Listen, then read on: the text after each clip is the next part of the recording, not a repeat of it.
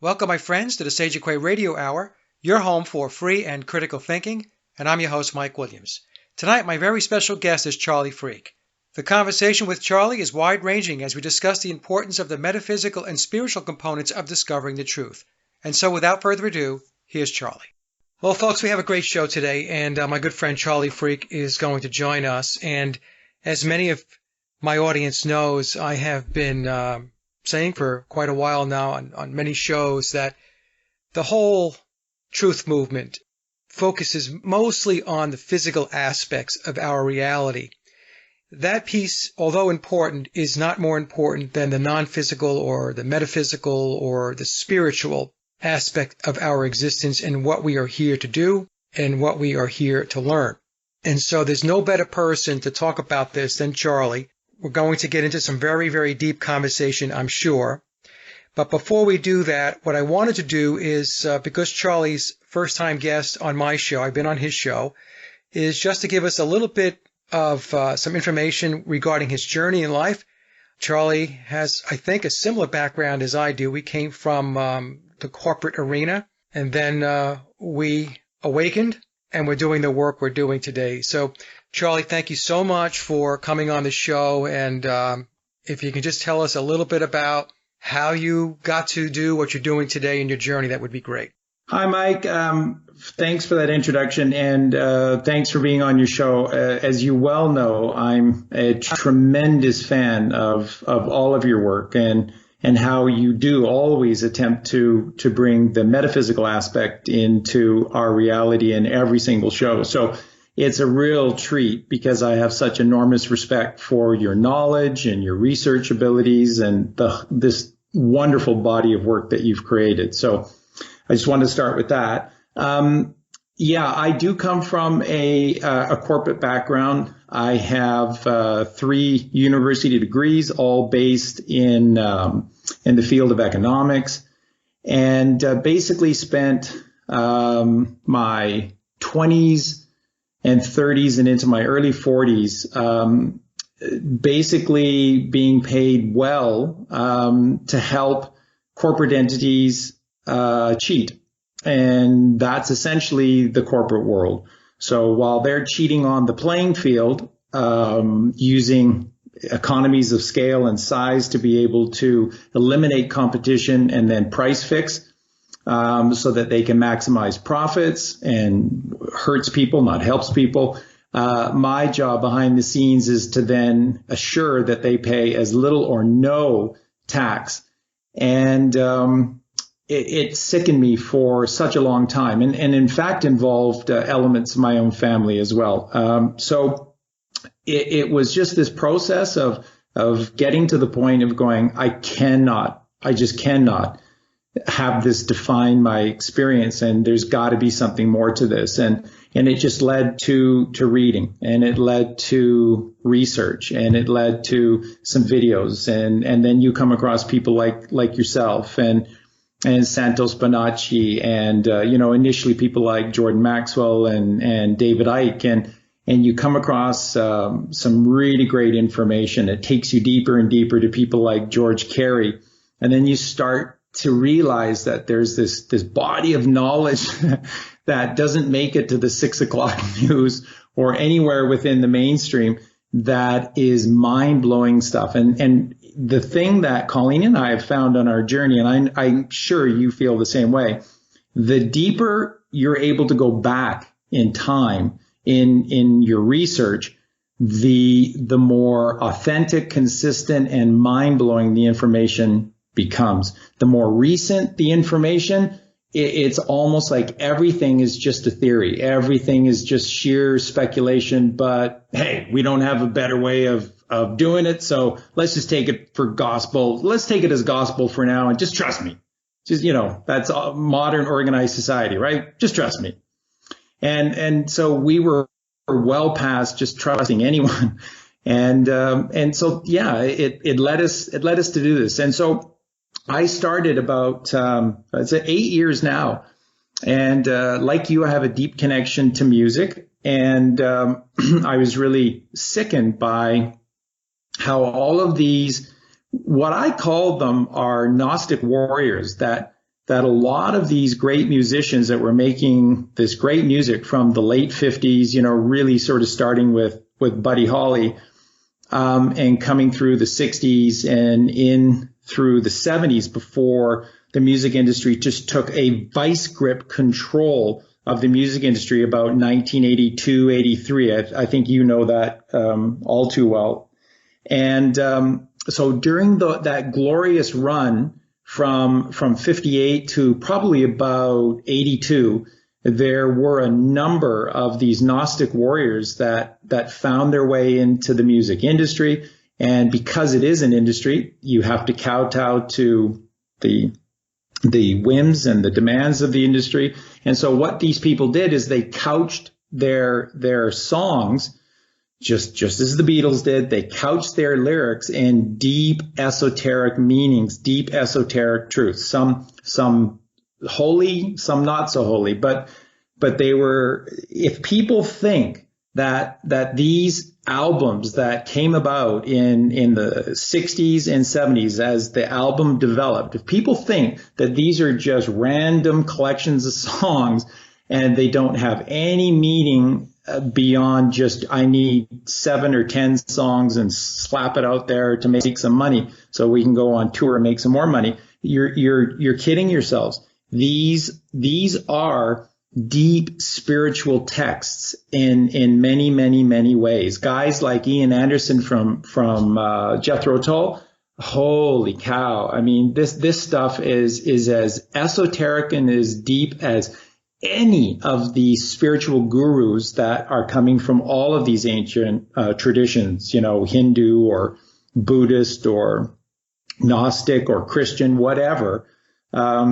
There is just deeply encoded stuff. So I sat down and just said, what the hell is happening to modern music, popular music, pop music, rock and roll?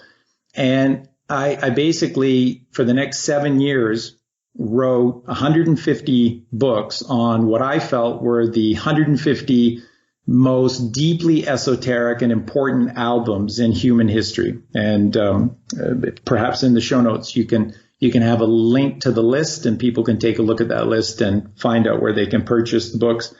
And it was just so much fun in so many ways, because the more that I dug into all of these artists and you'll just be, I don't think you'll be overly surprised by who's on the list. And I think out of the 150, there's like 80 artists responsible for those 150 albums, which is not surprising because only a very small group of people really tapped into the deep esoteric.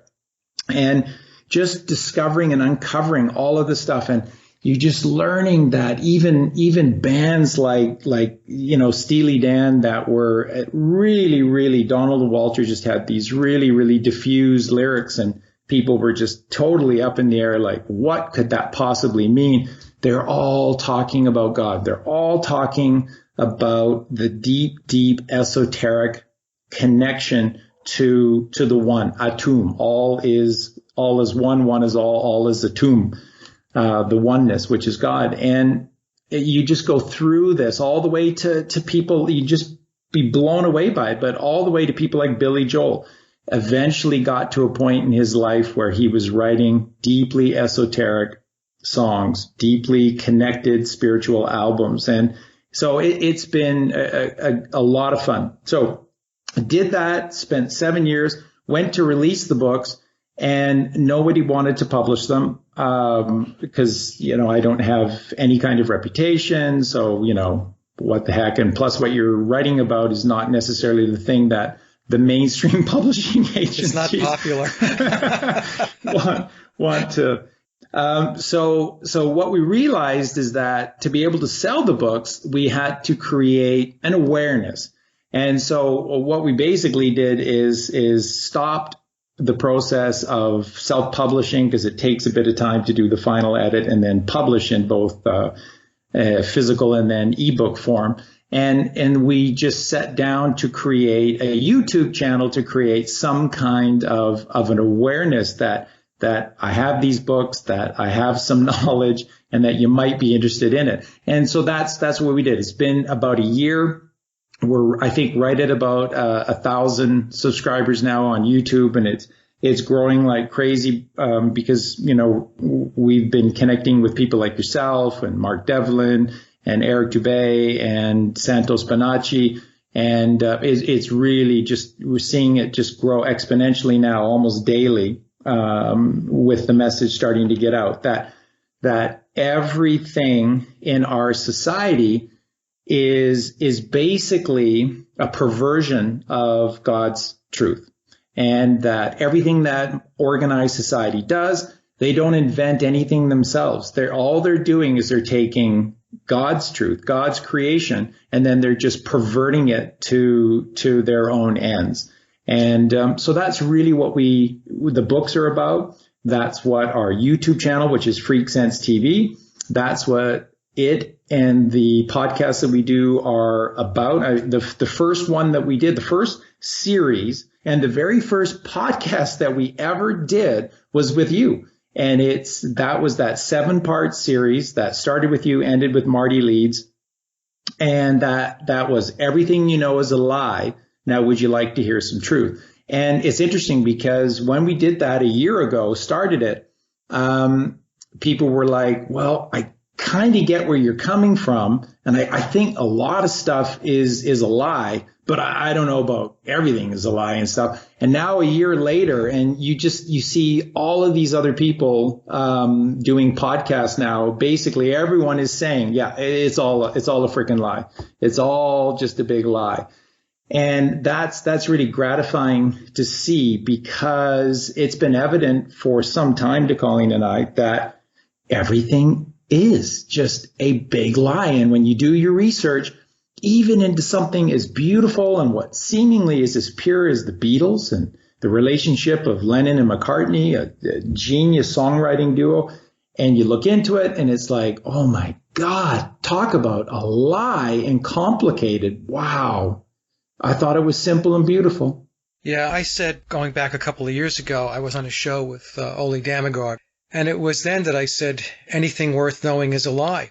I received the same type of feedback that you received. People would say, oh, come on, Mike, there's truth out there. I said, yeah, there is truth out there. But what I'm telling you is the stuff that they're putting out there, mass consumption, mass media, that's a lie. And you're right. I think more and more people now are really beginning to see it, Charlie, because the world has become so cartoonish, and it's like we live in a comic book.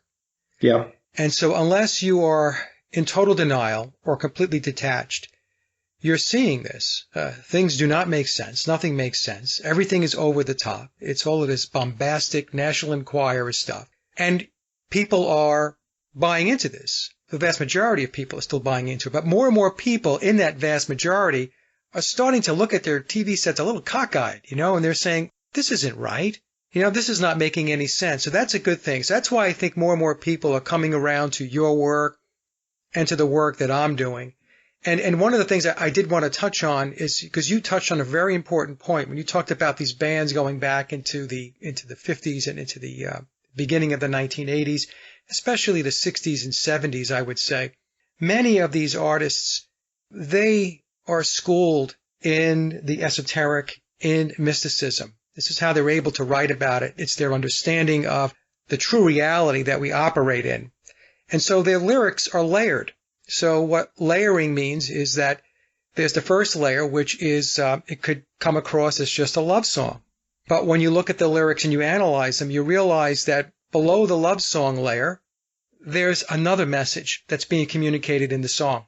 And many times you're right. They're telling us about the reality, that they're talking to us through music, trying to make us aware of the deception and what to look for. And we see this over and over and over again. And it's not just in the lyrics, as you know, because you've done so much work in this area, but it's the album covers. It's everything. This is why I spent a lot of time getting people to understand the Masonic technique of what they refer to as masterfully speaking or masterfully disclosing, where there is truth in what they are telling us. Even within the lies, there is truth. You just have to understand the layering. When I introduced that into the YouTube world, again, many people didn't get it or were questioning it or just thought it was just a bunch of nonsense. But I'm seeing over time now that I'm receiving more and more communications, PMs, emails, and so on, where people are saying, Mike, I see what you're saying now. And they're actually sending me example of songs and they're breaking it down. And I said, now you're getting it. Now you're seeing it. So it's a very strange place in which we reside in, that we exist in. And one of the questions I wanted to ask you is, what is this all about? I mean, as a student of the metaphysics and spirituality, Charlie, how do you explain to somebody what this incarnation, being here, what is the purpose of being here? What does it all mean to us? Wow. What an incredible question. Because this should be the question that we should be focusing on daily. If it's not, then ultimately we're just lost in reruns of The Simpsons, and then we really are. We become the manifestation of the goyim that they paint us as, these developed from monkey evolutionary retards. And we're not. We are everything, and we're at the center of everything. And this is why my next podcast. So I just did the Cancer is a Hoax after doing all of the Chris and Moyles stuff, and then the 3 biggest truths that lead us to God. And then I just did the big podcast with Santos Bonacci and Syncretism, which is the one truth. And my next podcast is going to be on meditation, and then after that, I'm going to do one more and then take a bit of a break to finish the book, the new book on the Chris and Moyles.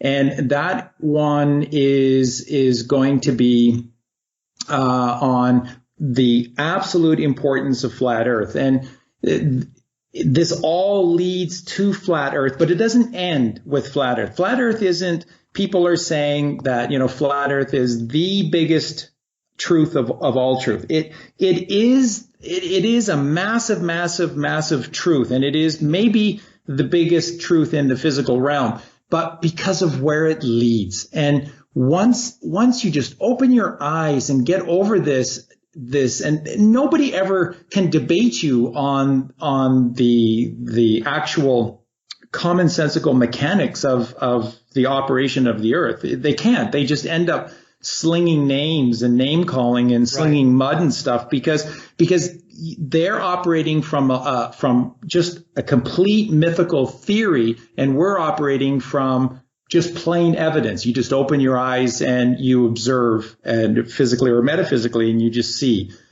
clearly that we are stationary at the center of all things. It's so obvious, especially if you get out of the house at nighttime and just look up at the sky.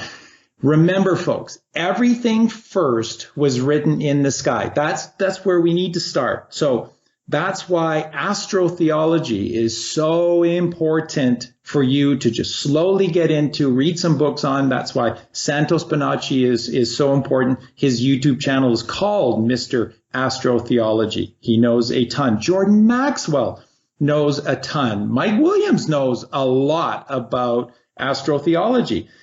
And the reason it's so important is because that's where God wrote our story. And so people, even my own family, they ask me all the time, why is everything so freaking difficult? Like, you're telling me and you're decoding this story and Jonah and the whale and Noah's Ark, and you're just, and what you're saying, I get it. But why is it all deeply encoded like this? Why didn't God just write it down and go, yeah, this is the truth.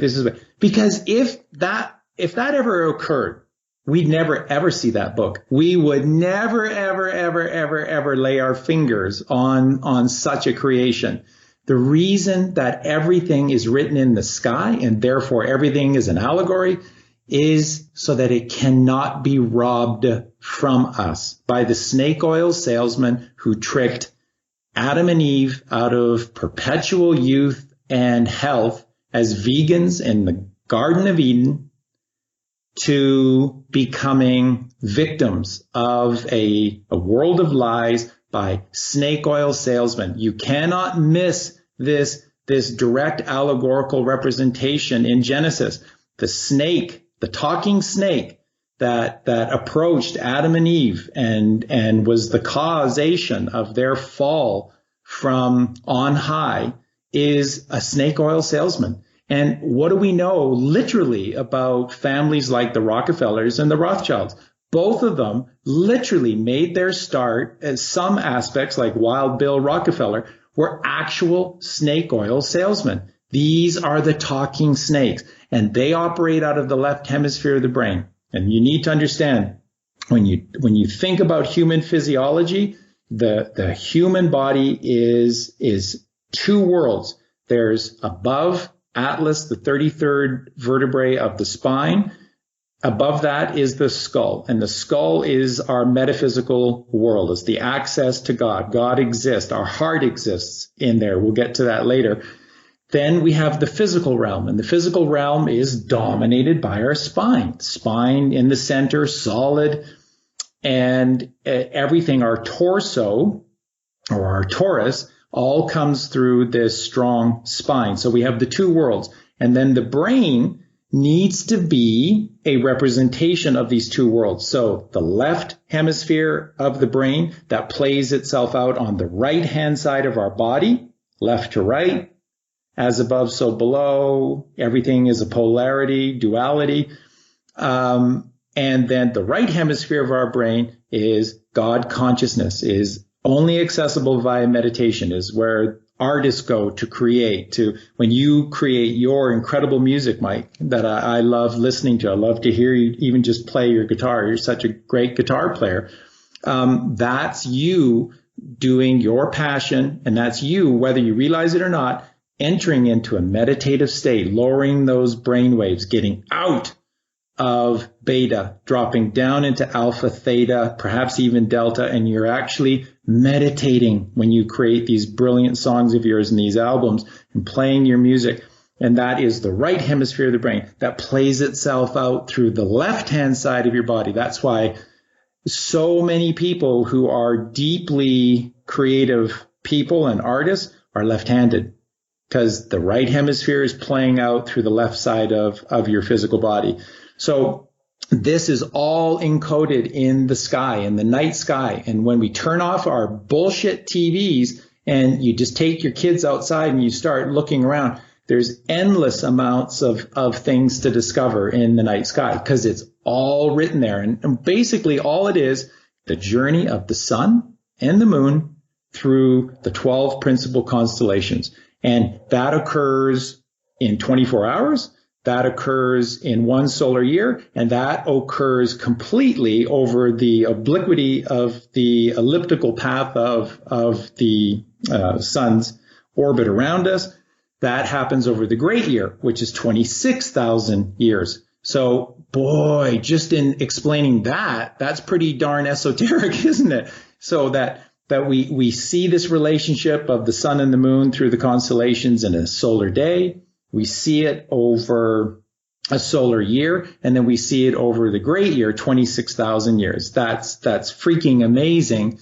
And how everything in the angle of the constellations in relation to the earth and the sun and the moon all play in this storytelling that defines what the Bible is. And that's what the Bible is. And by the way, the Bible is essentially the exact same book as the Quran, as the Vedas or the Upanishads, or all of these ancient spiritual, or what I call soulful texts, are all telling the same story. Krishna, Christ.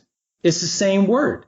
And when you look at the story of Krishna and the story of Jesus Christ, these literal stories that are told to us in these documents, they're telling the exact same story. And when you look at Horus in Egypt, it is the exact same story. And you look at Buddha, it's virtually the same. You look at Mithra and Dionysus, and you go through all of these. There's 78 of these sun gods in the Mediterranean alone that came before Jesus Christ, that came before Yeshua.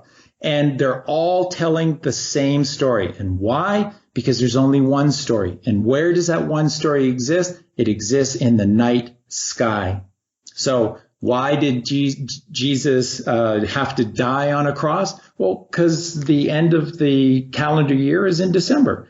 And the sun from the perspective of the northern hemisphere descends, and then for 3 days perceptually stops descending, stops moving for 3 days upon the Southern Cross.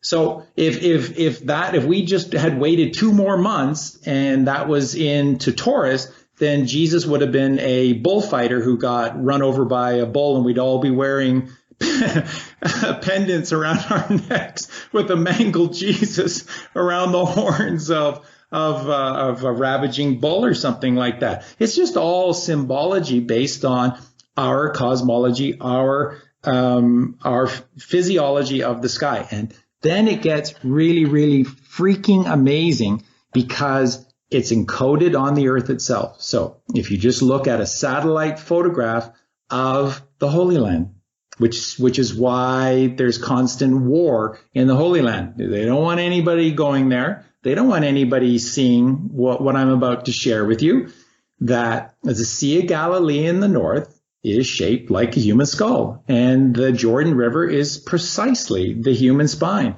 and that the Dead Sea down below is shaped almost identically to the human sacrum. It is human physiology from the crown of the skull to the base of our sacrum. Now, what do we know within us exists from the base of our sacrum to the crown of our skull? That's something that's called the Kundalini magnetic energy system that exists within us, that coiled snake that is trying to rise up around the vertebrae and then have a crucifixion to get past the weight of Atlas, the 33rd vertebrae, or the capstone, symbolizing the end of our physical world and the entrance into God's realm, which is the skull, Golgotha. Where was Christ crucified? In a place called Golgotha, which means skull. And this is the transformation. And just so your viewers know, that crucifixion does not mean, you just need to understand this. You can do your own research on it. Crucifixion does not mean being nailed to a cross. Kind of sounds like it does, but that's not what it means. Crucifixion means to ascend 1,000-fold. And we'll get into this as the show develops, this is this miracle process that has to occur to allow the chrism oil, the milk and honey of Joseph and Mary, to be able to get out of our physical realm and up into the majesty of God's realm, which is our skull, where our brain rests, where the third ventricle of our brain exists, where God exists within us. And so that's the first thing. So the very first thing is that you've got to get out of your house, turn the TV off at night, go outside and look at the night sky, because it's all there. And so where does that lead us? It then leads us within ourselves. And so who are we and why are we here? Well, who are we? We are these miracle creations that don't seem to know very much. And that's okay. We just need to be honest here. We don't need to hate ourselves or deprecate ourselves over this, but it is true. We really don't seem to know much. We know that Lou Gehrig was a first baseman and had a lot of hits and stuff and died of some disease that was named after him. And beyond that, I don't know how much else we really know about anything. So if we're being honest with ourselves, we're miracle creations. We do things without realizing we're doing them. Virtually every single aspect of our human body, the heart itself, is doing things that we're not consciously aware of. We walk upstairs or we walk downstairs. Just think about it, folks. Sleepwalking. There's lots and lots of people who sleepwalk. And these are people that are walking up and down stairs in complete darkness. And they're not consciously aware of where they are or what they're doing, and they're doing it without falling down. That's because our bodies are designed to do virtually everything on their own. And so if you accept this fact, then what's left? If our bodies are miracles and they're virtually doing everything for us, then what's left? All we need to do is spend the remainder of our time trying to figure out what you just said. Who the fuck are we? Why the fuck are we here? And that's why God created everything the way he created it, so that we have copious amounts of time to be able to do whatever we need to do scientifically through observation. That's the scientific method. Just repeat it, observe what it is that you see, and make hypotheses based on what it is that you observe by doing shit yourself, not taking somebody else's word for it. And then the real science, and this I think might blow a few people away, but the greater science than the laboratory of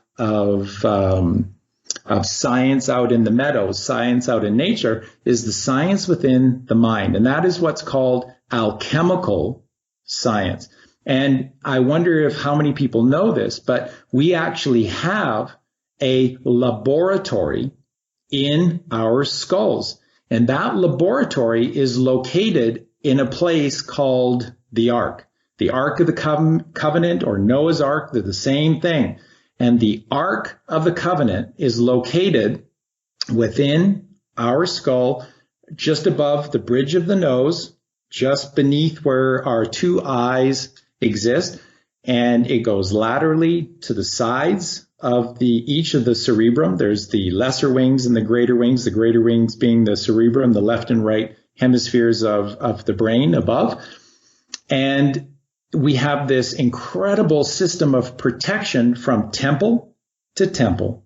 And that, my friends, is Solomon's temple. And so the entire passage and passages in the Bible that are talking about Solomon's temple, and it goes into all that detail about the dimensions of Solomon's temple and cubits, are all sacred geometrical representations of the exact size and the exact shape of the human brain, of the human skull. It is phenomenal. And by the way, these representations are all based on the golden mean, that 1.618 representation, that spiraling out that you see in all creation in nature, the way that the golden ratio. The golden ratio, that's right, which is the basis of creation in all aspects of nature.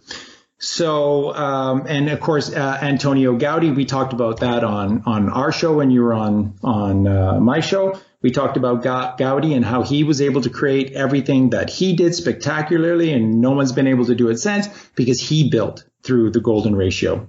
And so that's Solomon's temple. And inside of the two temples is the alchemical laboratory. And the center of this alchemical laboratory, which is protected, which is guarded in this very, very safe, secure place, which is called the Ark of the Covenant, or Noah's Ark, is the third ventricle of the brain. And that's where all of the magic of the human body occurs. And this is where the human body is governed by, both physically and metaphysically, is through this true heart.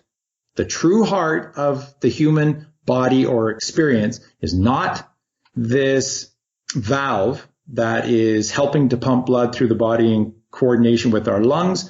In our chest cavity, it is the exact innermost, centermost creation in our body, which is the third ventricle of the brain. And right on top of the third ventricle of the brain is this little indentation that has been known forever as the mercy seat.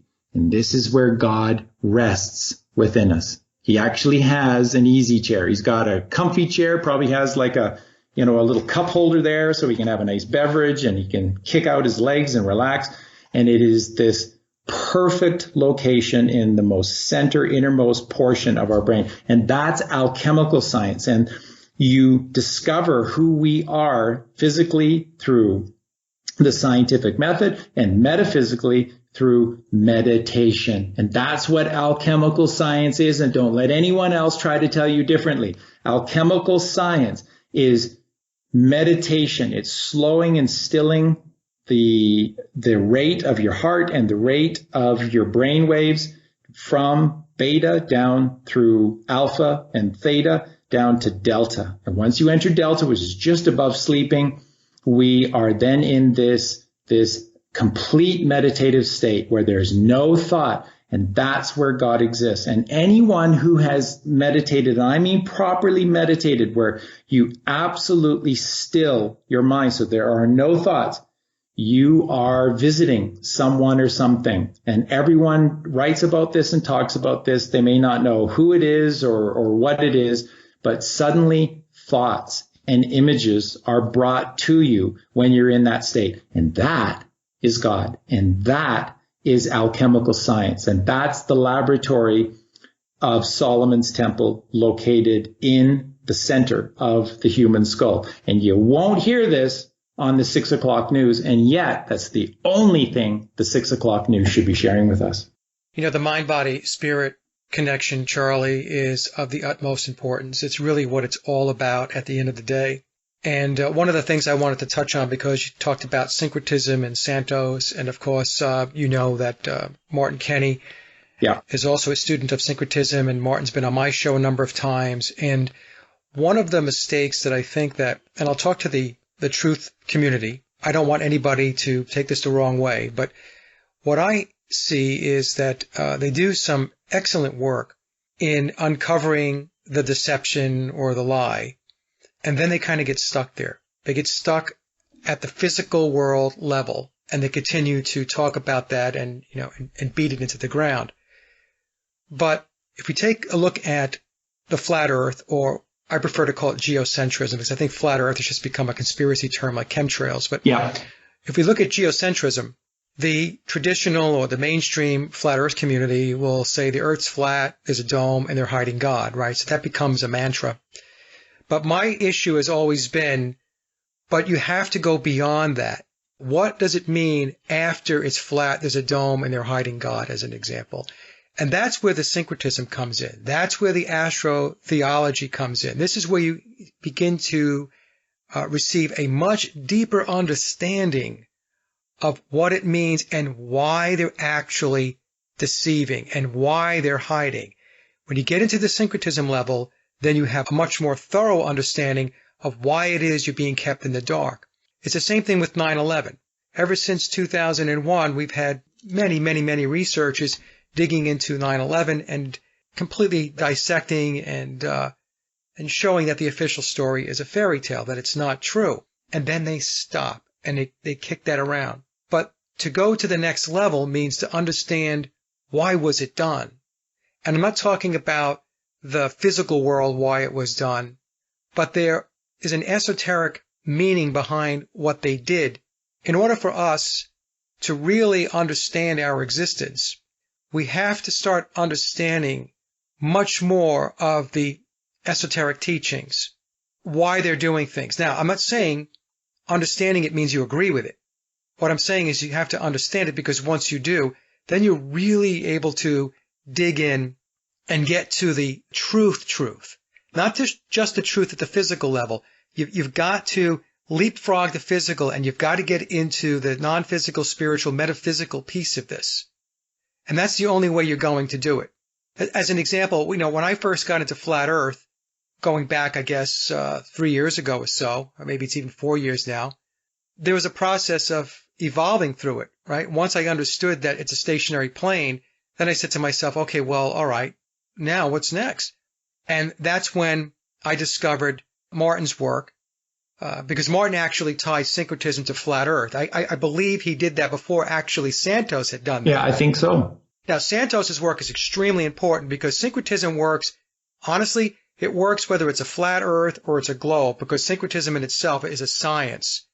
But when Martin took syncretism and he evolved the flat earth theory beyond the mantra of being flat dome and hiding God, so many more aspects of reality clicked for me. It was an aha moment for me. And we have to understand that there's a whole piece of this that is completely hidden from us. It's occulted. It's esoteric. It's mysticism. And I'll even say there's aspects of this, not even aspects, but a big piece of this that's tied into mythology. We are taught that mythology is just made up. It's a fable.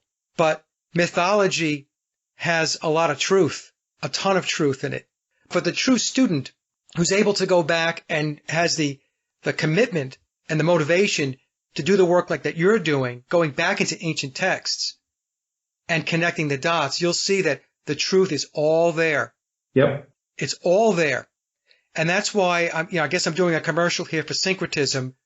It was creating this understanding within me that was really opening up the aperture of the camera, where I was seeing so much more now than what I was seeing. I mean, I thought I was seeing a lot, just getting started in the truth community and going into alternative research. But once I started looking into syncretism, getting more into mythology, boy, I'll tell you what, that curtain opened up even wider.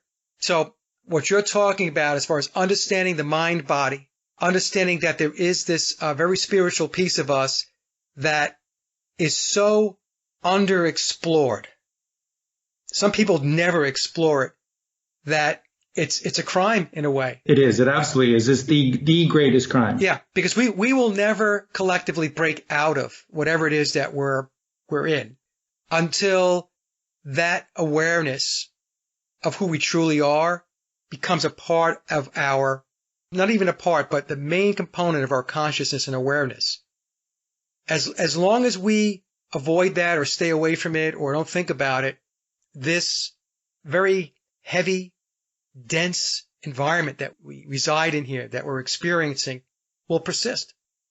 Oh, it's 100% true. And like I said, since I did my big Christmas podcast with Mark on Mark Devlin's channel about the whole story behind the chrism oil from beginning to end, I've just been inundated with requests to be here, there, and everywhere. And I think you know a little bit about my background. Colleen and I, essentially here in Mexico, we sold everything in Canada and moved to Mexico. We live on a farm away from everyone else, just in a high mountainous valley. It's very beautiful, very peaceful, no neighbors, just animals. And so we basically have taken in now north of 40 rescued animals. So dogs and cats, we have possums, we have 3 horses, we have a goat, and we have birds and, Dr. Doolittle. And so most of our day is spent in and around, obviously, we make pretty much all of our own food. We're vegans. So we're making our own soy milk, and then, any dishes or sauces that we need, like a mayonnaise, it's all made from, like our homemade soy milk, and it takes time. So we'd love to do more on our channel, and I'd like to write even more books and do more stuff, but so much of our time is taken in and around the service towards God's creation and these beautiful animals, and they're our family, and it's a beautiful, wonderful experience. So we're alone here, and it's peaceful and it's quiet, and it really lends itself to all the meditative work that Colleen and I do. Really, really, really going deep within ourselves, and that's at the core of everything. And this is why, when you look at society, and this is what I tell people all the time, you don't have to do much of any work to prove that organized society is a complete conspiracy. Top to bottom, every single aspect is a lie. Every single aspect is a conspiracy. All you have to do is observe. That's it. Basic common science is just sit back and observe. So if you have even a rudimentary understanding of what meditation is and what it means, just to silence your mind and go within and have these wondrous journeys from within. If you have that perspective, suddenly you have now an alternative perspective to what organized society teaches us violently from birth. We're born, we're smacked.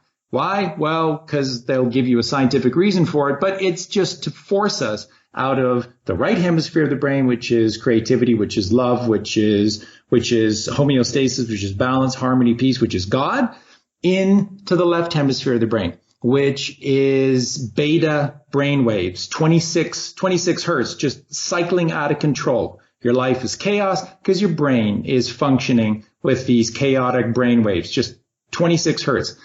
And that's why they do everything they do to babies. So everything about the hospital is the exact opposite of what's in a mother's womb. Now, I'm not making that up. That's just common sense.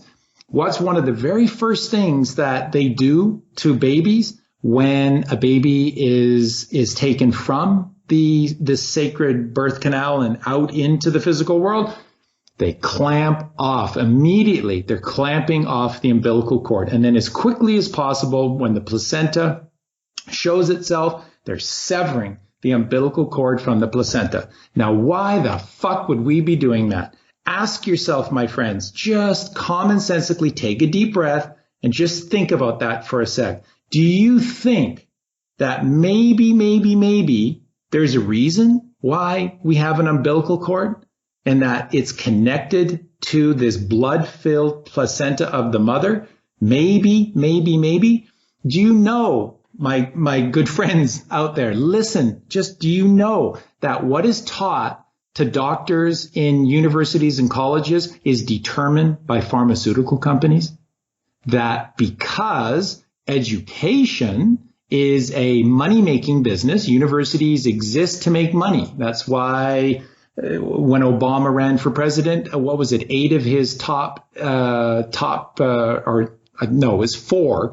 four of his top 10 contributors to his political campaign were universities. How do they get so much money? Because it's a money-making business. Where are they getting all of this money? It's not just from student tuition fees, which are ridiculously high. It's coming from corporations. Why? Because corporations are determining the curriculum of what's being taught in schools. And it trickles down from on high, universities and colleges, and it goes right into grade school. And everything that we're being taught and everything that we are eating in the school cafeterias and everything that's in the vending machines and all the posters that are in the classroom walls and in the hallways are all coming from corporations. And corporations don't do jack shit for money. You need to understand this. You were talking earlier about the great sin of the truth community, which is just to get overly absorbed with just physical truth. 9/11, that's all there is. 9/11, the further we get into 9/11, we're going to find out who did all of this stuff. Oh, God. Like any of that even matters. Like the JFK assassination, who pulled the trigger? Who cares? If Joe Blow A didn't pull the trigger, Joe Blow B would have. Somebody else would have presented themselves to do this dastardly deed. It doesn't matter who pulled the trigger. Why did they pull the trigger? It's why are these things happening? Why are schools structured this way? And it isn't for money, because the same people that own these corporations, that own all of these key agencies like the mainstream media and every single aspect of it, are the same people that print all money into existence. It's monopoly money. None of it is real. We are playing a game, and you need to understand this. It's just common sense. Our money is not real. We are playing a game with fake money, and we work our whole lives to earn this worthless legal tender. What does that mean? It's just a clever way of saying monopoly money. So we spend our whole lives chasing the almighty fake dollar so that we can buy shit for corporations who don't need to sell us shit. And this is the grand conspiracy. This is the big lie that everyone needs to wake up to. The fact is that why do we have governments? To make laws and to rule over us? No, to distract us into thinking that we need someone to rule over us and to make laws for us and to guide us or control us. They don't need the money. Corporations don't need to make Coca-Cola. They make Coca-Cola not for the money. They make it to poison us, to take our beautiful miracle bodies and turn them away from alkalinity, which is homeostasis, which is balance and harmony, and put them into acidic states, hyperacidity. That podcast that I just did that's had such a huge response on cancer is a hoax. Why is cancer a hoax? If it's not cancer, what is it? It's called acidosis. That means hyperacidity. Meat, dairy, eggs, pop, toxic thoughts, your toxic negative emotions. These are all acidic forming substances, and that's all our body is. And I was saying this on another show, and they were just, kind of blown away by it, going, oh yeah, you're right. Go into a supermarket, any supermarket, and look around, and you tell me where there's any real food, living food in a supermarket. Because in most supermarkets, all of their produce, even their produce, is coming from South America, which means, like the analysis that I did earlier about the baby in the delivery room and the clamping off of the umbilical cord and the severing from the placenta so that these natural hormones and vitamins and sacred secretions cannot transfer from the mother into the baby, giving them a perfect immune system so that you'll never get sick from anything, because God is transferring all of this nourishment and wisdom from the placenta through the umbilical cord into the child. Can't get there. It's the same thing with produce and vegetables in supermarkets. They buy their stuff on purpose when it is not ready to be picked. The same process exists for the baby or the children of fruits and vegetables. They are vine ripened. We are meant to eat fruits and vegetables when they are ripe on the vine. You go to a supermarket, and the only reason that you'll see peppers that have any color or tomatoes that have any color most times is because they spray them. They spray them, and often with perfume. I don't know if people know this, but perfume is just a woman's fragrance, will help the vegetable turn from a stasis green into a bright red. And this is what they're doing. So all of this wisdom, all of these sacred secretions, all of the vitamins, minerals, and nutrients that are in the roots of the plant, the placenta, are not being transferred through the vines and are not being transferred into the fruits, the children of these fruits and vegetables. And Mike, have you had this experience?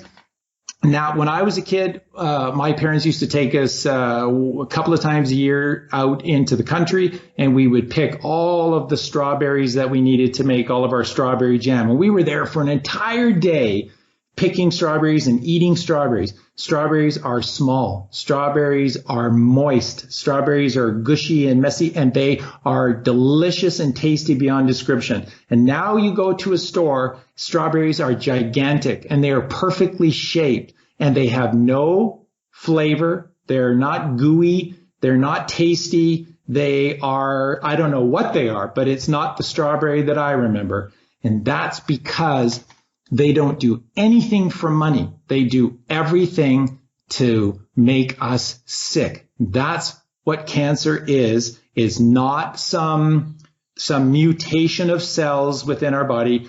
The cells in our body can't breathe. They can't breathe because they are lined with this mucus coating from meat, dairy, and eggs. These are the most toxic substances that we could possibly ever consume. And they create a mucus, it covers everything, and our miracle system cannot perform. So that's the only down the rabbit hole truth that we should be really looking at. You need to get away from 9/11 and understand that they don't do anything for money. And if they're not doing it for money, then why are they doing all of this? To distract us. And distract us away from what? What you said at the very beginning of this podcast. So, Charlie, what do you think of this statement? Like, who are we and what are we here for?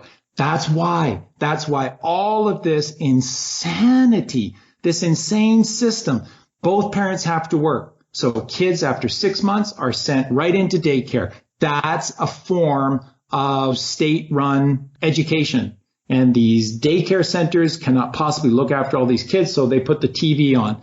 And that's their corporate partners, right?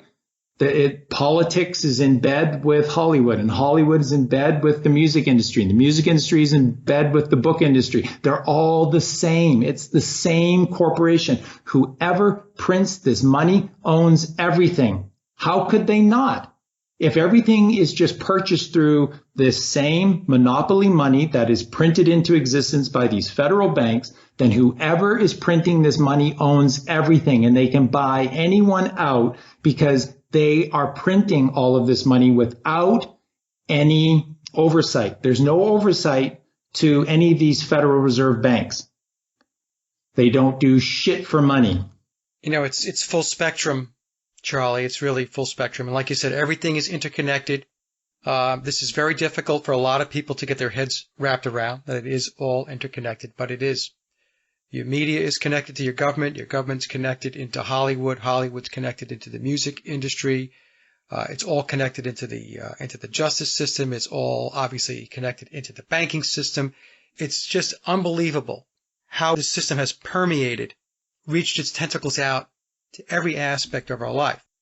The period that we're going through, like when you spoke to Santos, I haven't gotten to that show yet, but I have it in my queue to listen to Santos. I'm sure you are aware of the ages, right? We have the Iron Age, the Bronze Age, the Silver, and the Gold, right? So the cycle that we're going through now, first of all, is it a cycle? Is it a phase that we're going through, or an age where the design of the age, the Iron Age, is to do exactly the things that it's doing? It's bringing forth the deception. It's disconnecting us from source, right? Showing us what it's like to be disconnected from the creator, from source, what it's like to be in a world where there's darkness and there's deception and there's lies. So do you think that that's the process, or is there something else here that I'm not thinking about or that I'm missing?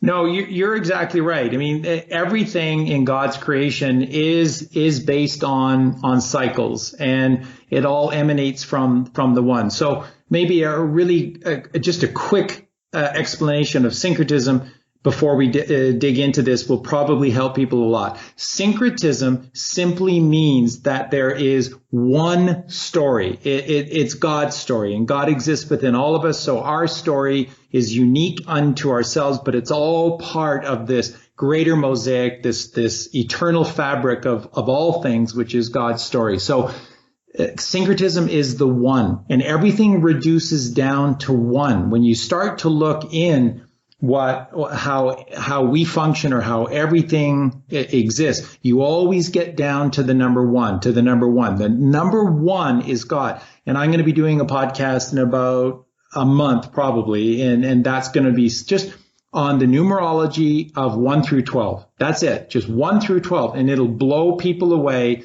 because these are sacred numbers and they all mean something very powerful. And this is why everything that Hollywood does, and these staged shooting events and stuff, that people have certain names that are done on certain dates, none of this is Satan and dark, evil, satanic, Luciferian worshiping. None of that is real. That's all just fake. God exists. There's no such thing as the devil. God exists. That's creation. That's syncretism. Syncretism is the root of all things, and that is one. So in the Egyptian understanding of all things, in the Egyptian mysticism or esoteric, that's what they say. At the beginning of all is Atum, A-T-U-M. Atum, atom, all things are one. And that is because at the beginning of all things is the creator of all things.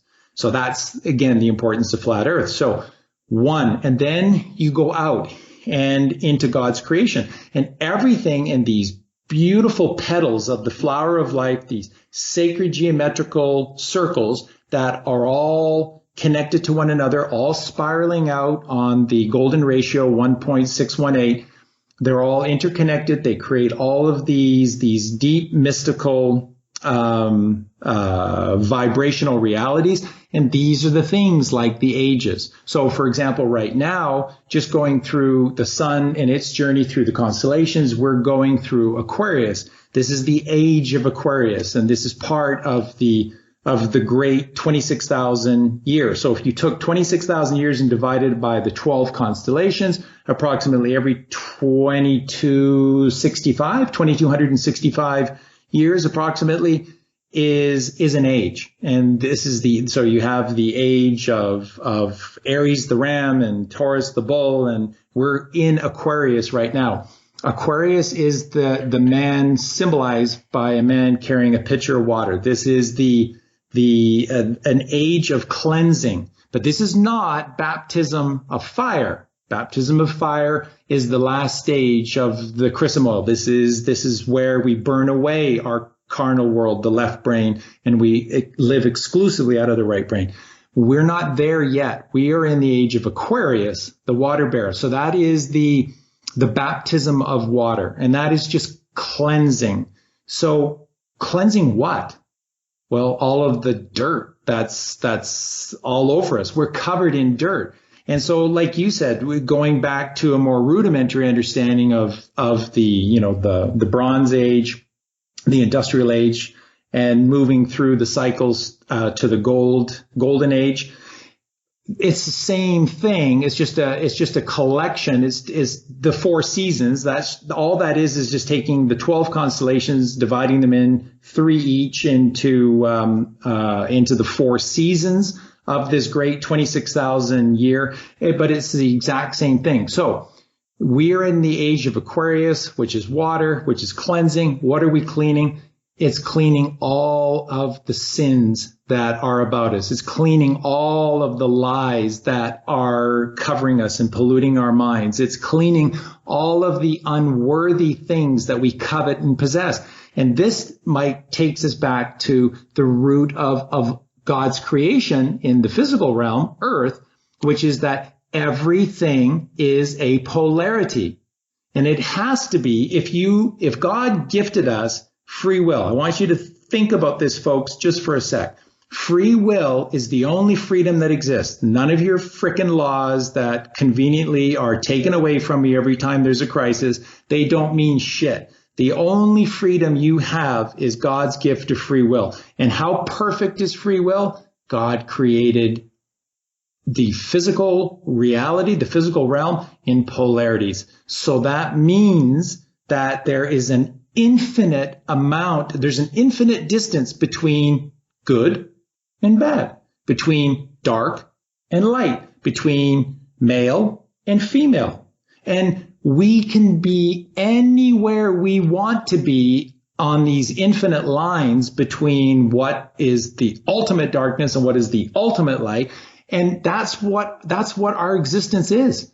That's why our bodies do everything on their own without us having to even think about it, so that we are left with nothing else to do but exercise our free will. And we are gifted this infinite backdrop, an infinite backdrop of this reality where we can choose to be anything we want to be in every single moment. So if I'm mad right now, in 1 second, which doesn't exist, that's just a bullshit representation. All there is God's eternal moment.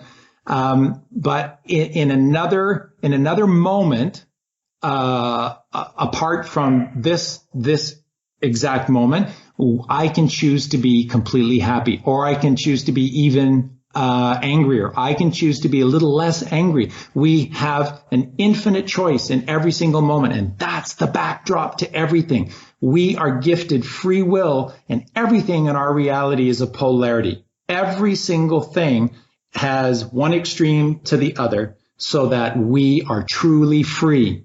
And what have we done?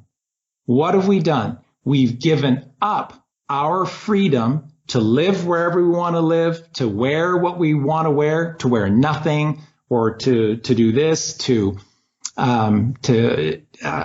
raise our kids ourselves, or to put them into public. You have no choice.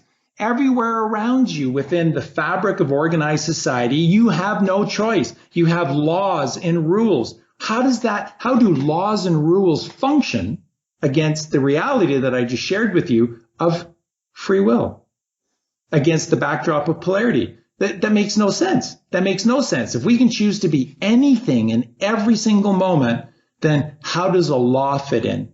And of course, it doesn't. And if you go back into these ancient texts that you and I were talking pre-show about, going back to the Gnostics and pre-Gnostics, the Essenes, they talked about the same thing that the Hindus through the ancient Sanskrit writings were talking about, and that is the simplicity of life coming down to just basically two things, satyagraha and ahimsa. Satyagraha is the purpose to life, which is to seek the truth. That's why we exist. That's all we do. What are we going to do today, Pinky?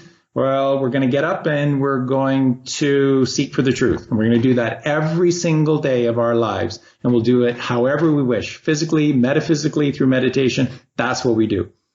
The second one is ahimsa. And what ahimsa means is cause no violence in any way, physically, non-physically, doesn't matter, no violence to any sentient being.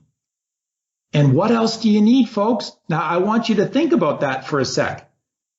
We don't require any other laws than satyagraha and ahimsa. If every single person just lived by the principle of ahimsa, cause you could do whatever you want. It doesn't matter what you do. Just don't cause violence to anyone else in any form. And then go ahead and do whatever you want to do. Now, isn't that a good framework for society? Isn't that a good basis for our reality?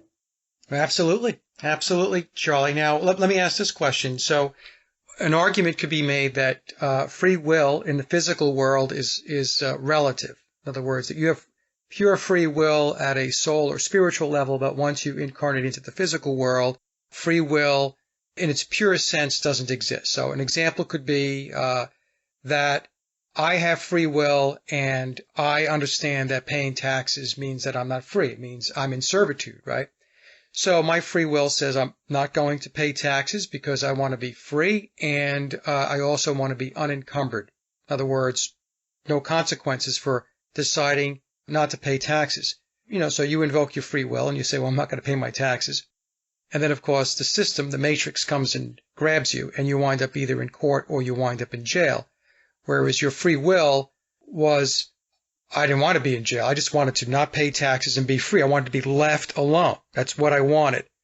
But the system puts checks and balances in place to ensure that free will in its purest sense really cannot be implemented, can't be executed. So what are your thoughts about that as far as free will in the physical realm?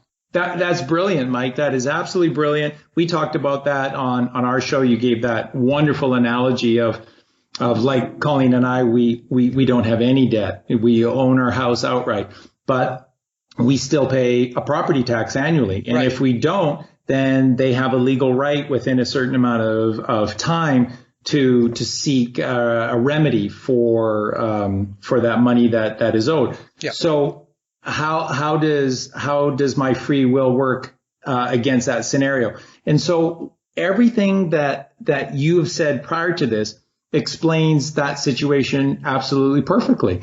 We exist in a reality like you were just saying about the ages. So the Bronze Age and the Industrial Age, and we have fallen and we are down low, and our thoughts are residing in the sacrum, the 5 fused vertebrae of the lowest part of human physiology, or the left hemisphere of our brain, and we are low, low, low, and that's why this world looks the way it does. War, violence, pestilence, lies everywhere, because we're in that age. Well, that needs to exist so that we can have, that's the polarity. So if everything was just golden all the time, if there was only sunlight, then we wouldn't call it sunlight. We wouldn't have a name for the sun or sunlight. It just is.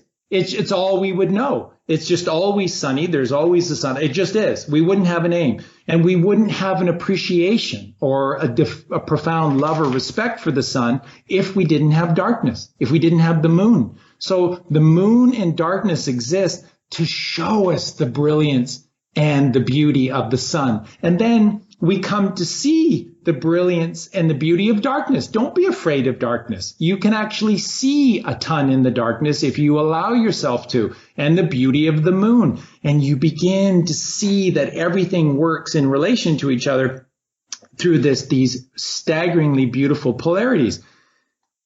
So where does organized society come in? They thwart that. And so the reason that they do is to control, but it's necessary. That's, I think, what you're saying, Mike. And it's just so typical with you, seeing the higher understanding of things.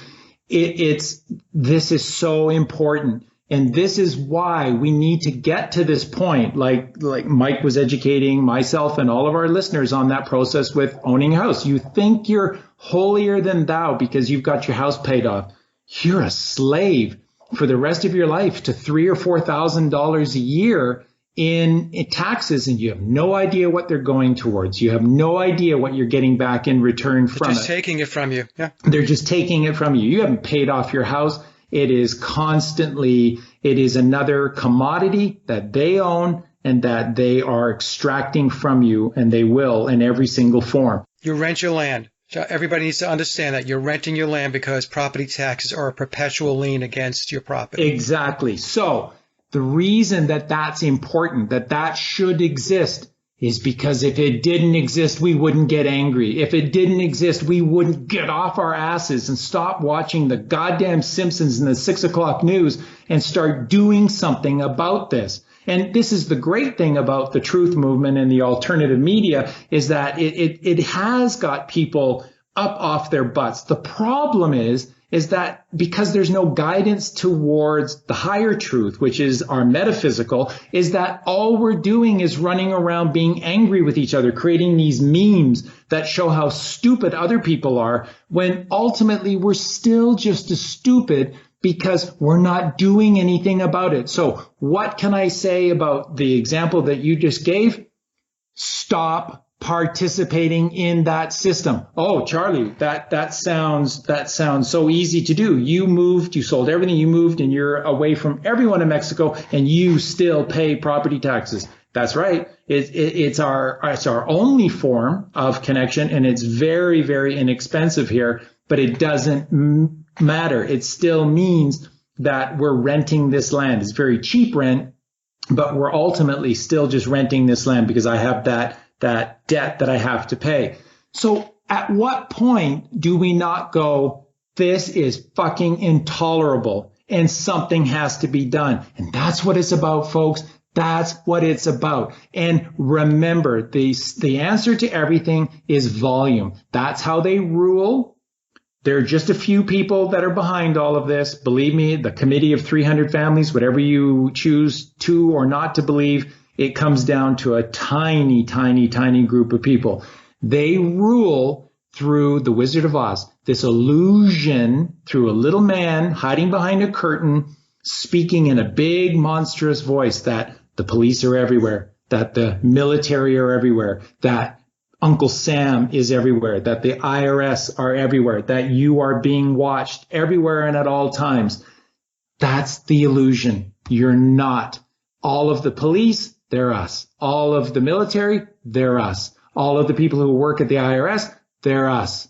If we take back our lives, community by community, subdivision by subdivision, home by home, then we will win, because they simply do not have the numbers to do anything about this. So that's why the bringing down of these towers in a very sick and twisted way on September 11th is necessary, is important, because these things have to occur so that we can appreciate the sun, so that we can appreciate love, so that we can appreciate true beauty, so that we can truly appreciate wisdom, so that we can truly understand and appreciate God. If there wasn't the evil in this world, left to ourselves, we may become just completely complacent and lazy and not do anything. The one thing that Colleen and I have learned through all of this reading and all of these ancient texts,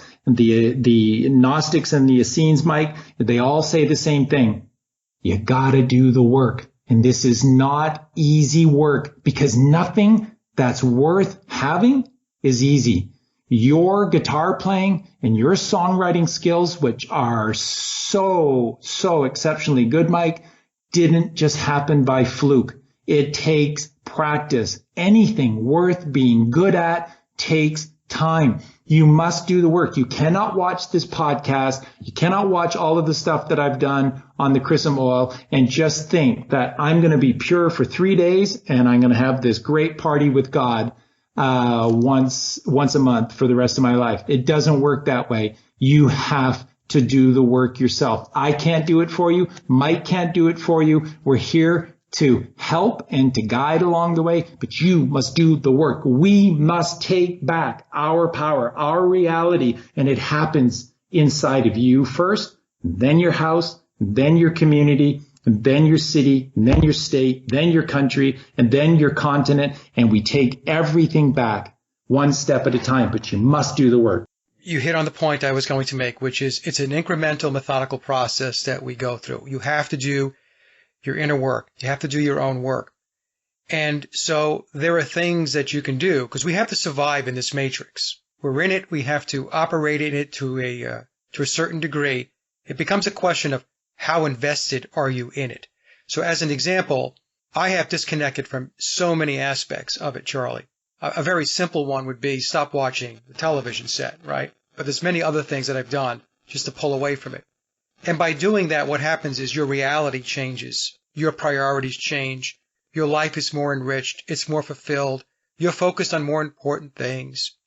You're able to dedicate time to those areas that can help you spiritually, metaphysically, will even help you in the physical world as far as what you manifest and what you create.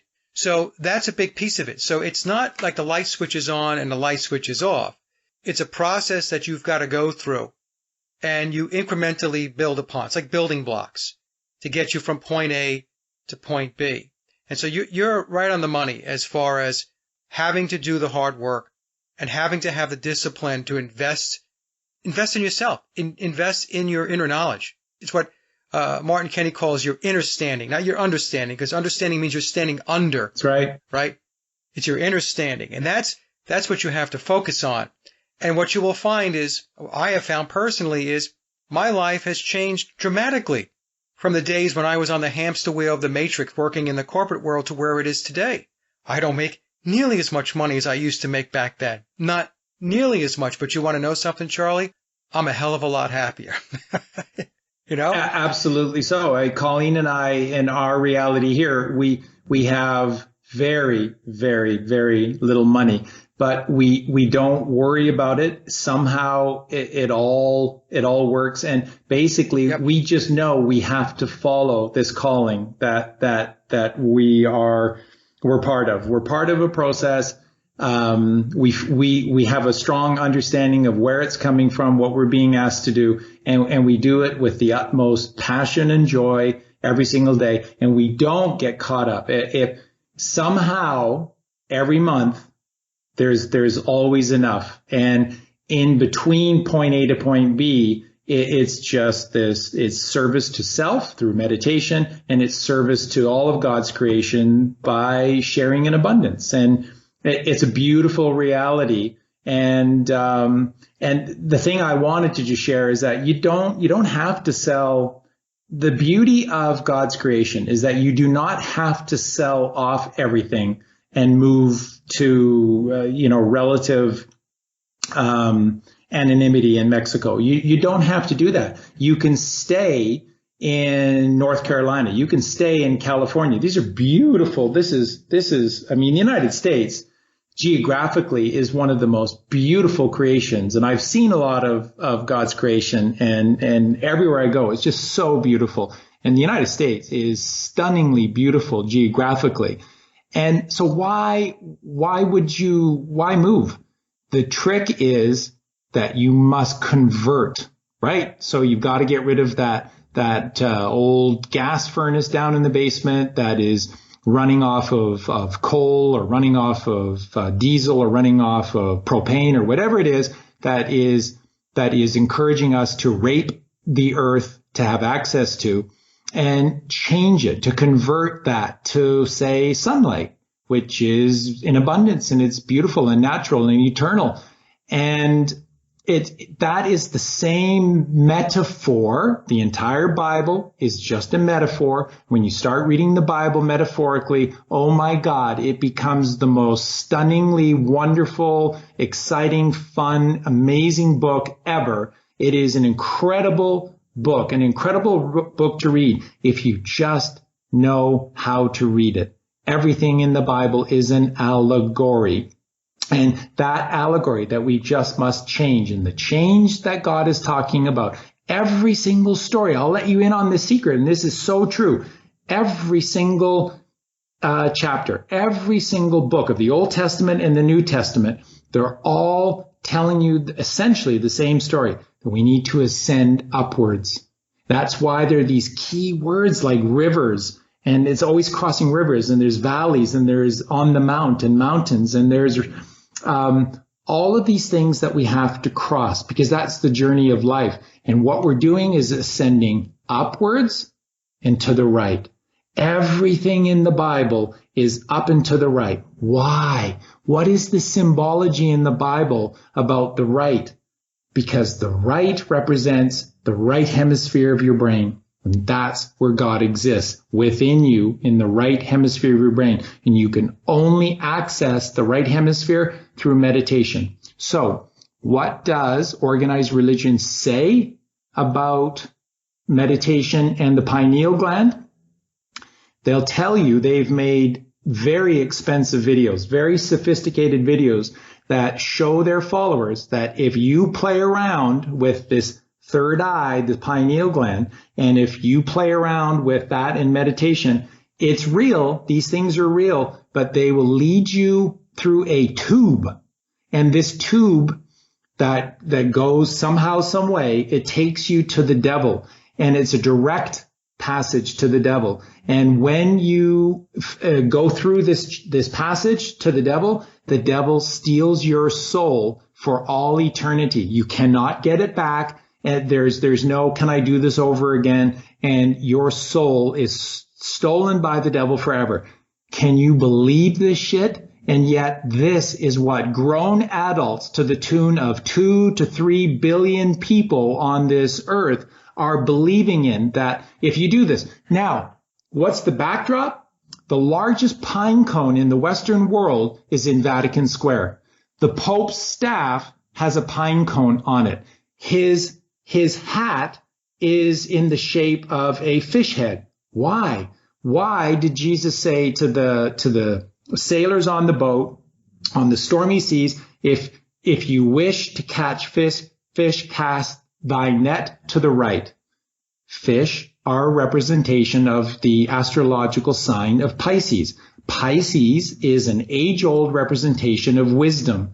Jesus is saying to those on the rocky seas, right, on a boat, on the water, in a storm, that's the left hemisphere of the brain.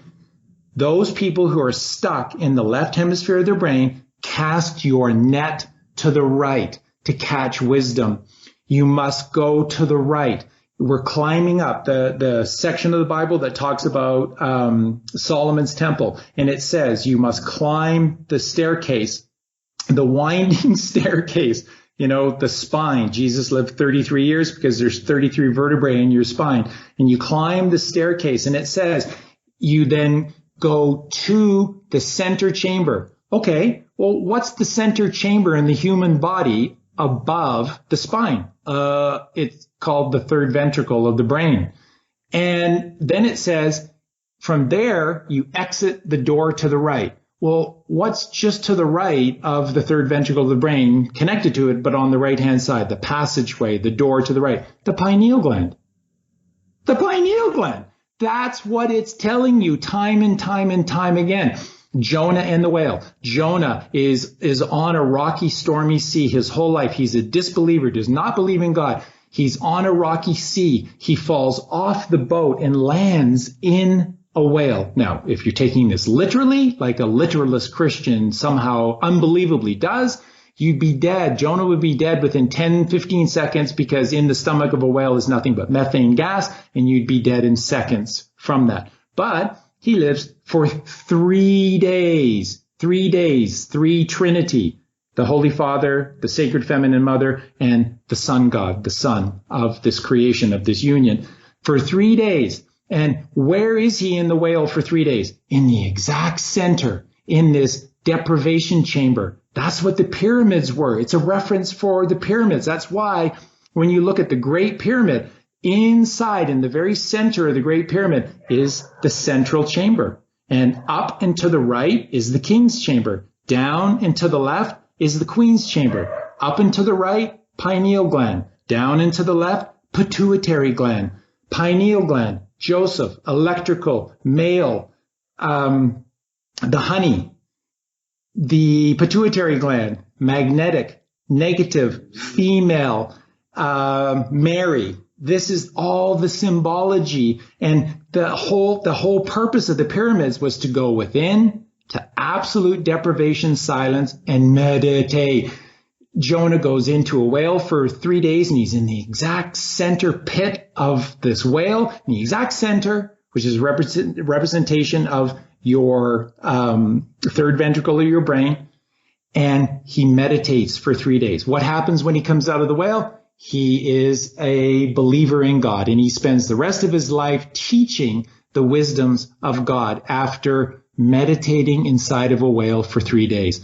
Oh my God, everything is a story, an allegorical story about human physiology from the base of the sacrum to the crown of the skull.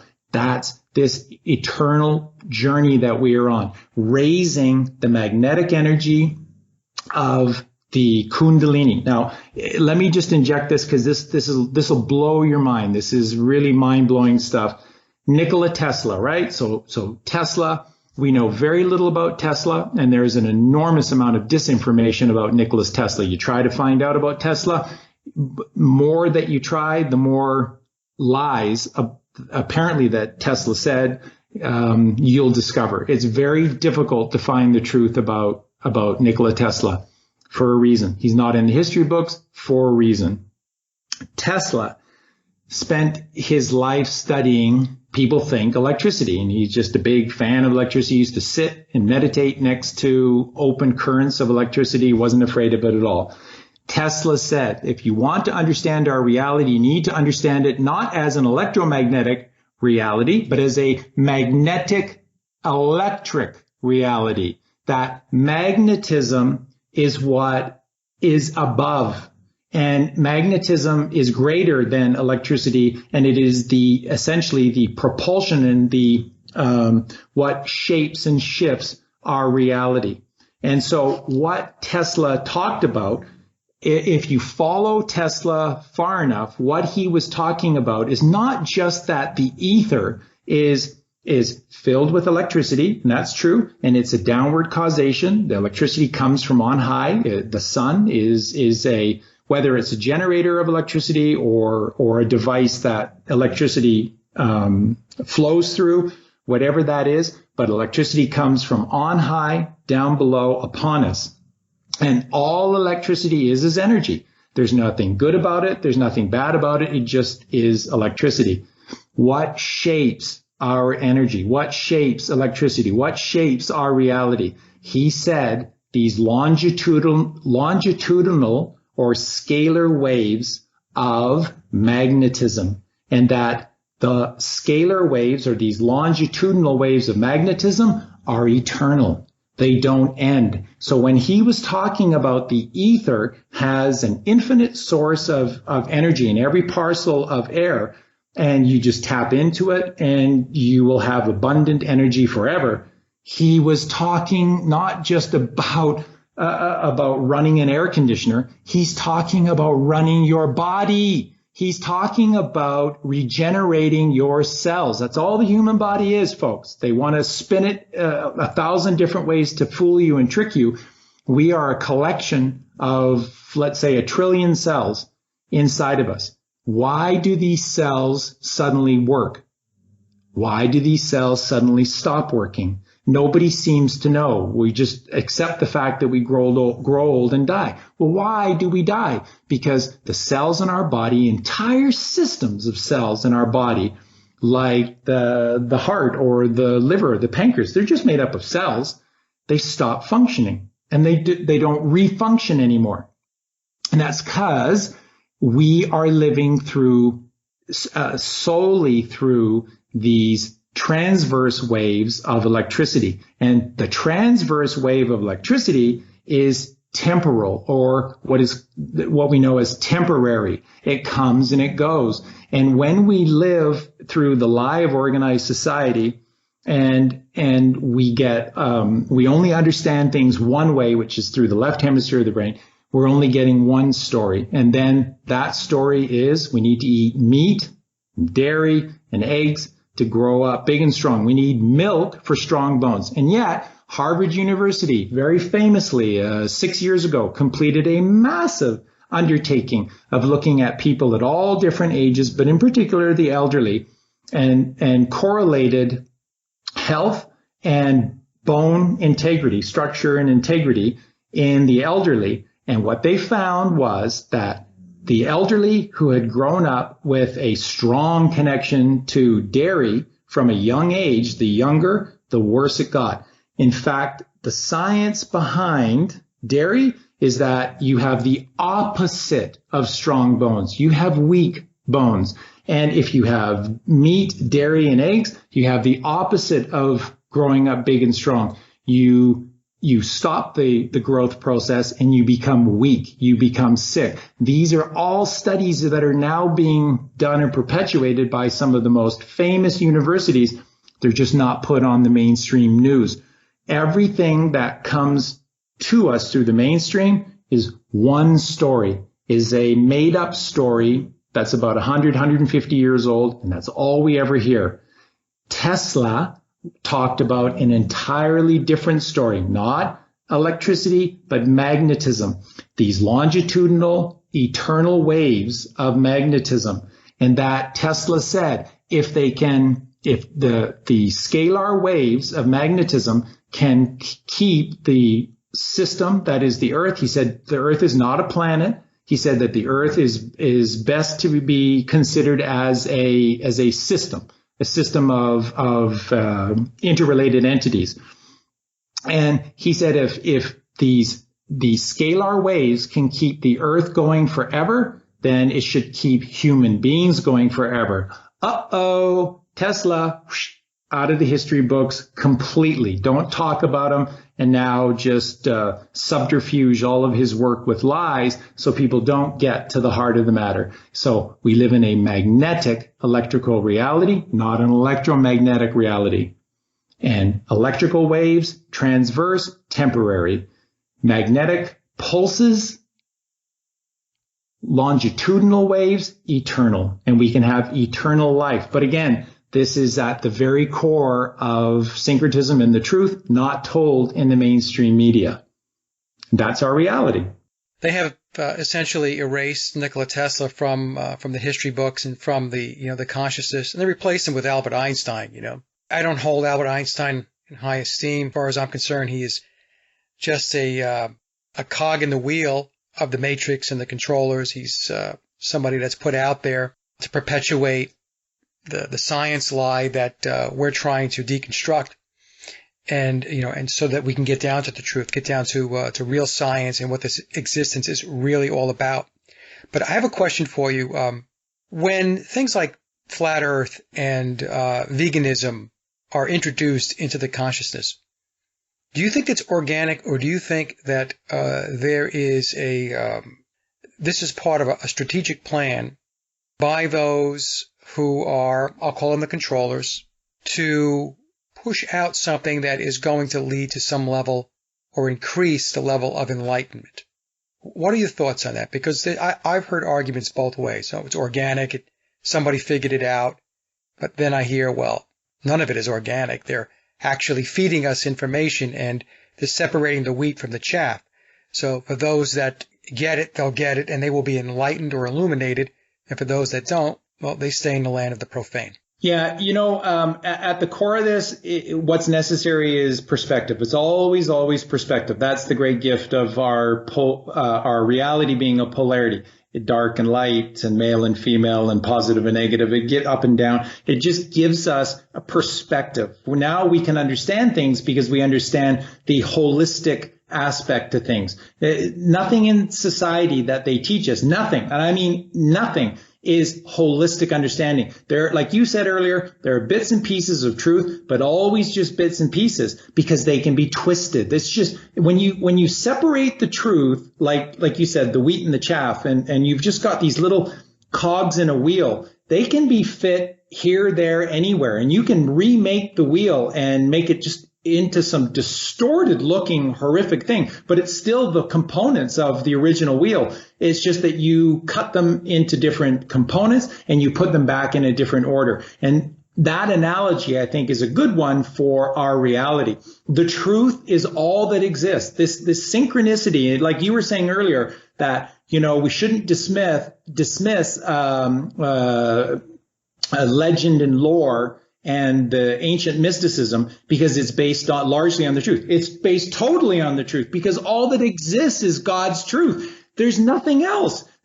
All that exists is the one truth, that God is the one, he created all things, and that from that there's a ton of other truth, but it all relates back to that singular truth, that we are the children, the eternal children of the eternal creator in bliss. And it wasn't until snake oil salesmen came and took these vegans who were meditating and who understood the earth was flat in the Garden of Eden, east to the right, Eden, east to the right, took them away from the right and took them to Las Vegas in the deserts of the West, right? Why is Las Vegas located in the western desert because it's the West, the representation of the carnal world, our left brain, the lower three chakras of our existence, the 5 fused vertebrae of our physical senses instead of the 6 and 7 senses, intuition in our solar plexus and our true telepathy and enlightenment in our pineal gland in the third ventricle of the brain. So that's what this is all about, taking us constantly away from this singular notion that is the truth. And all these ancient tales, these wives' tales, and this ancient mysticism, it can only be based on one thing, which is the truth. And so perspective in terms of what you're saying comes from this fact. Why is this suddenly coming out?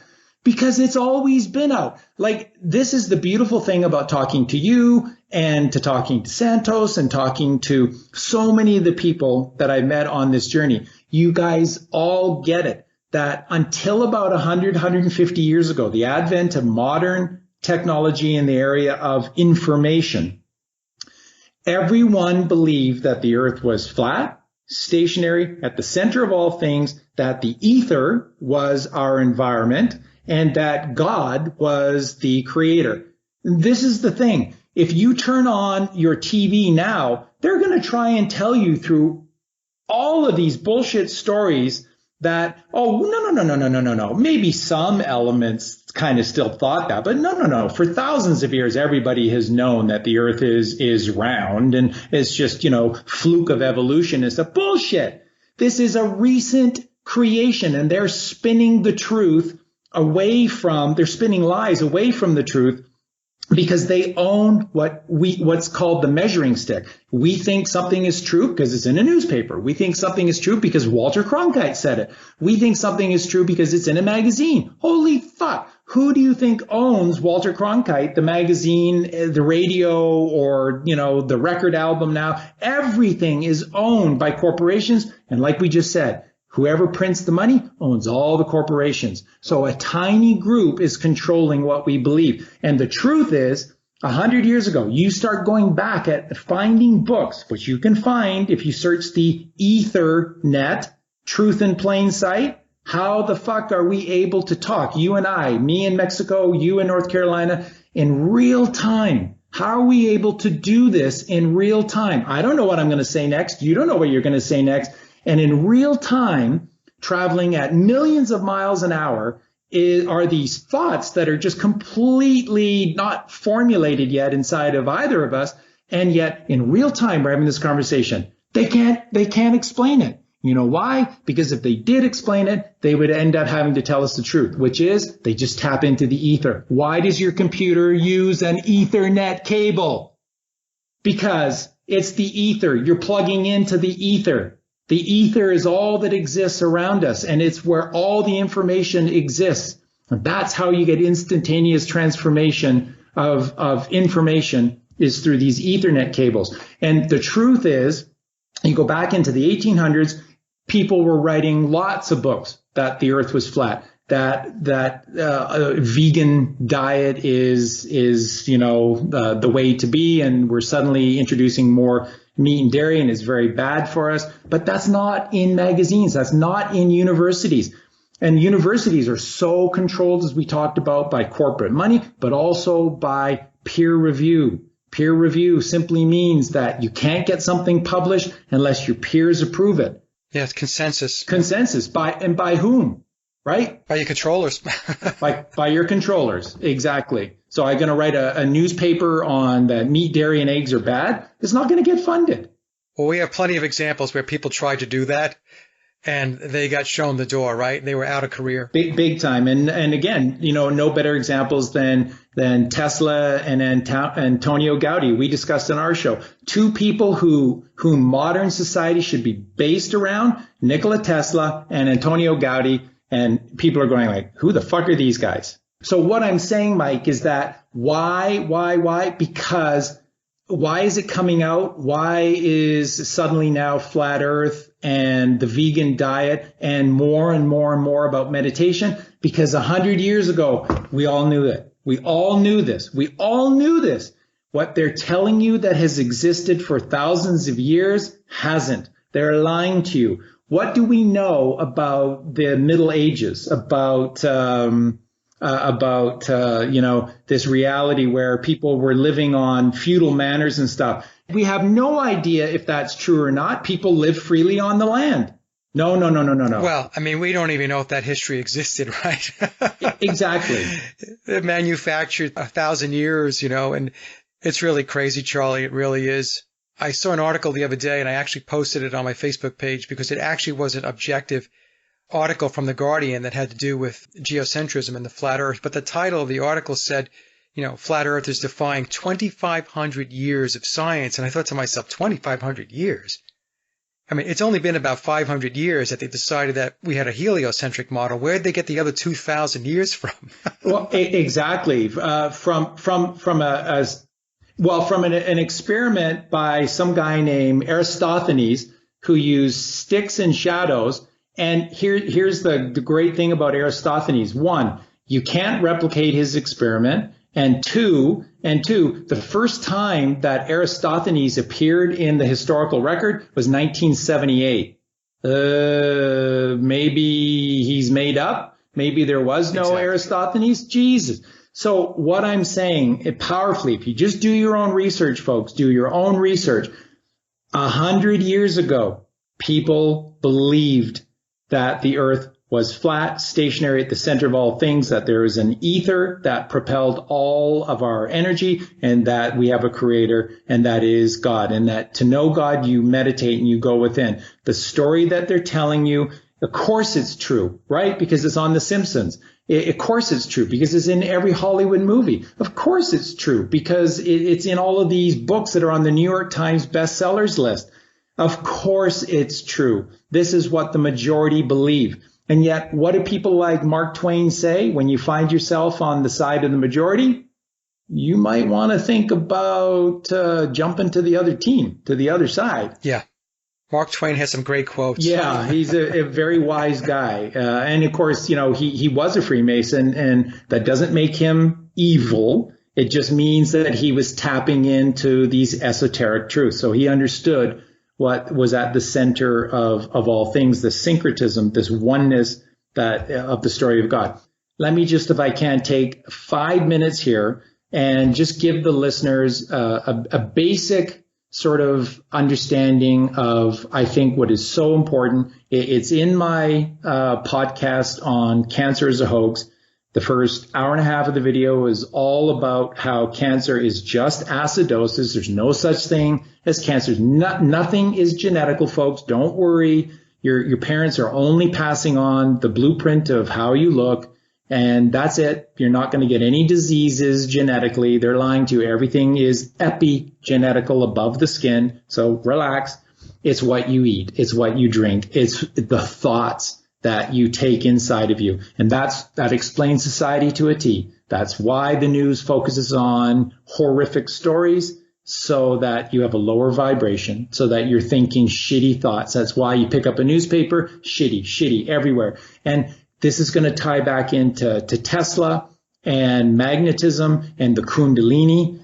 The Kundalini is what gifts us eternal life. When we meditate, when we still our minds, when we allow the Kundalini magnetic energy within us, which are the two serpents that coil around the spine and they rise up the spine and they go past the capstone of the spine, which is Atlas, the 33rd vertebrae. Atlas, the strong man, the strongest bone in the body. Atlas holding the weight of the world, which is God's mansion, our skull, holding the weight of the world on his shoulders. When we allow the Kundalini magnetic energy to rise, it means that this life force, what Tesla described, these scalar waves, to be able to rise within the human body. Now, I want you to think about this, folks. If you know anything about chakras, the chakras, these wheels, are the main energy points of the 7 chakras of human physiology. There's 6 chakras in the body, and 1 chakra, the 7th, or crown chakra, that's just on top of the head. That's why when you see these pictures of Krishna and Buddha and Jesus, they all have the illumination around their head, because they are ascended masters. They are people who meditated, or bodhisattvas who came to know God via meditation. They illuminated the 6th in-body chakra, the highest one, which is the pineal, the 3rd ventricle of the brain, thalamus, the light of the world,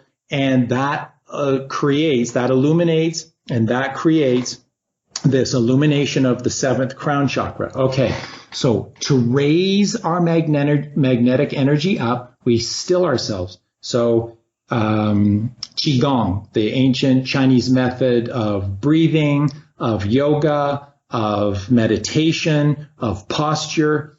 If you are consciously aware of your breathing patterns and taking long, deep breaths throughout the day, you will lower your brain waves out of beta down into alpha and theta. When you're in alpha and theta, it's actually really easy to then drop into delta, and that's meditation. So we can control our reality just by breathing.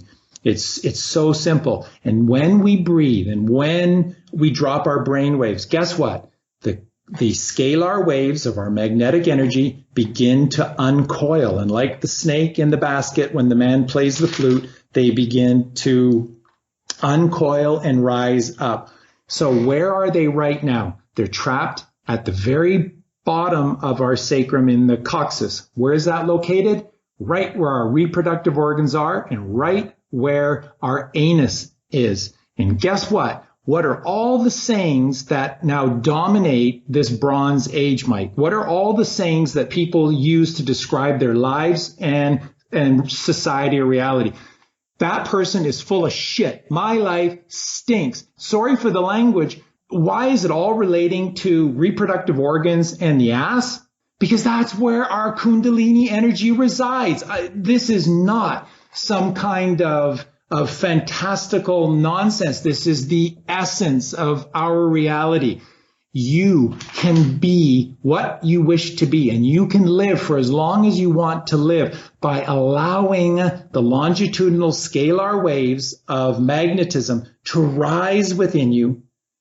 Vegan diet, access to sunlight, meditation.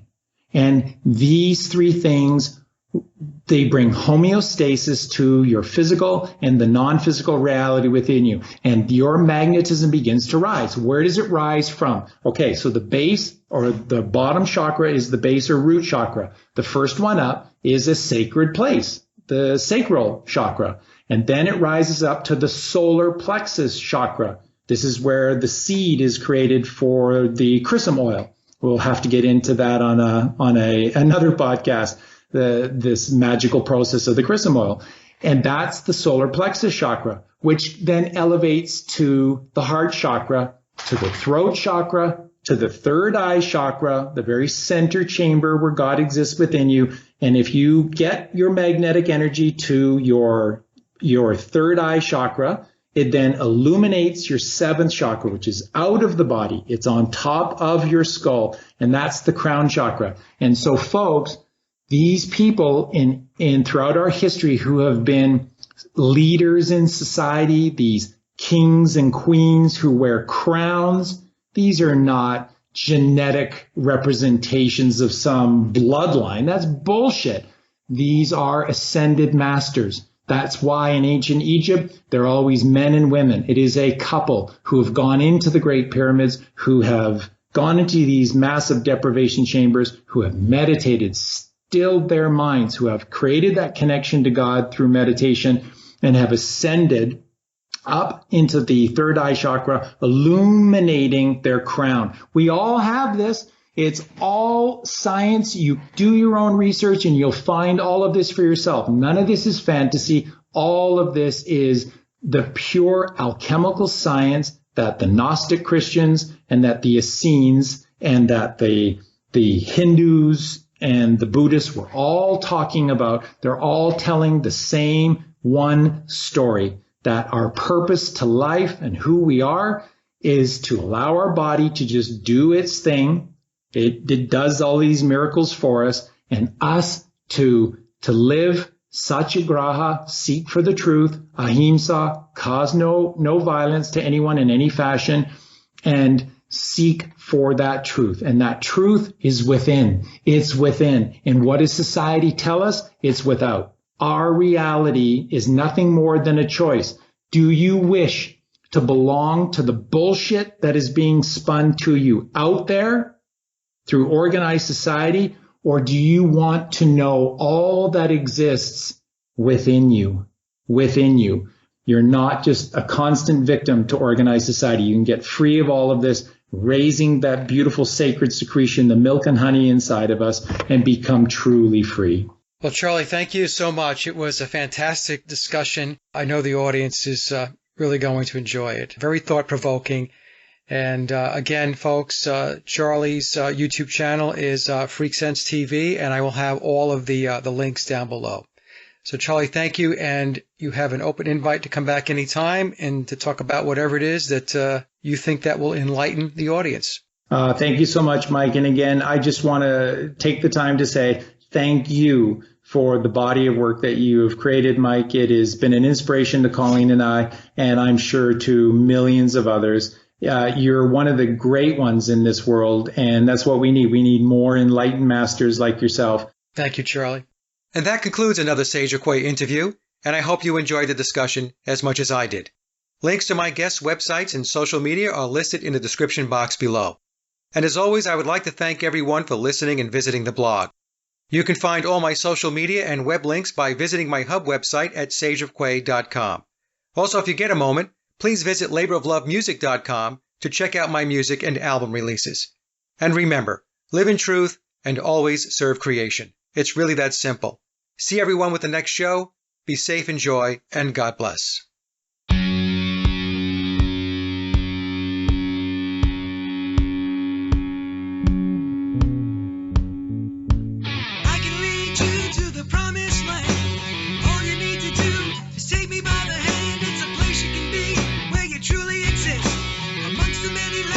Within your